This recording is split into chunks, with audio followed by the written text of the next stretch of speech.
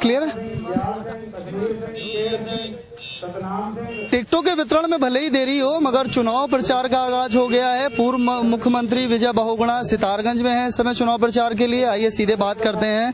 बहुगुणा जी, अभी टिकट वितरण भले ही नहीं हुआ हो, मगर युद्ध की कमान आप लोगों ने संभाल ली है।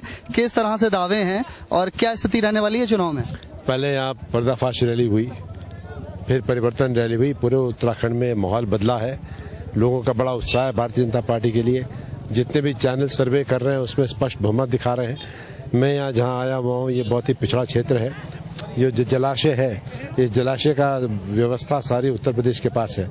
यहाँ जो लोग बसे हुए हैं उनकी दिक्कतें आवास की मुख्यमंत्री हरीश रावत जी को जाके अखिलेश जी से बात करके इनका समाधान निकालना चाहिए था। मैं जब मुख्यमंत्री था, मैं गया था अखिलेश के पास, और जो पेंशन का पैसा बकाया था उत्तराखंड का 1000 करोड़ से ऊपर, आखिर में लेके आया कि नहीं आया?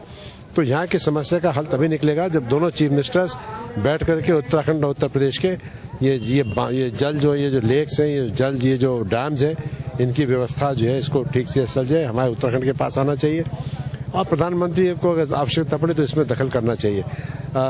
हरीश रावत जी ने यहाँ लोगों के साथ इस तरह का अन्याय किया कि जो सड़कें में बना के गया उसकी चौड़ाई कम कर दी, उसकी लंबाई कम कर दी और पुल काट दिया।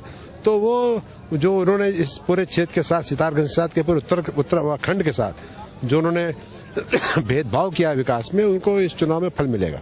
अगर बात की जाए बहुगुणा जी, आप खुद यहाँ विधायक हैं और एक पीड़ा रही 3 साल की कि काम की कटौती होती चली गई है, तो मानेंगे कि इस कार्यकाल में वो चीज नहीं कर पाए जो यहाँ की जनता को चाहिए था?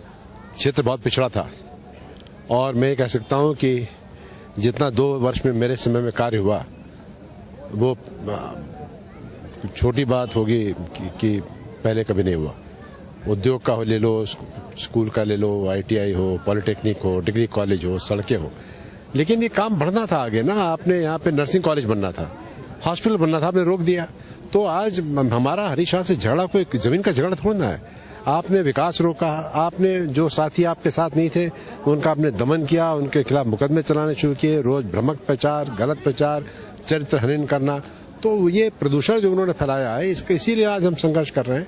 मोदी जी की इस देश में लहर है, जो नोट पे उन्होंने बंद करके जो काले धन पे प्रहार किया है, आज कांग्रेस बौखलाई हुई है, मायावती और मुलायम सिंह बौखलाए हुए हैं। आज पूरा देश बीजेपी के साथ है और यहाँ परिवर्तन होगा। बीजेपी की सरकार आएगी और जो सरकार आएगी, हम जो वादा करेंगे घोषणा पत्र में वो पूरे होंगे। एक अहम सवाल है, जो 10 विधायकों को टिकट मिलने वाली बात आ रही है, उस पर पार्टी आलाकमान निर्णय ले रहा है, मगर एक अहम खबर आजकल आई है कि यशपाल आर्या मन बना रहे हैं कि अगर उनके बेटे का टिकट कटता है तो वो भी 2 टिकटों के साथ भाजपा में आ सकते हैं, और न सिर्फ भाजपा भी तैयार है उनको लेने का। क्या खबरें हैं ऐसी?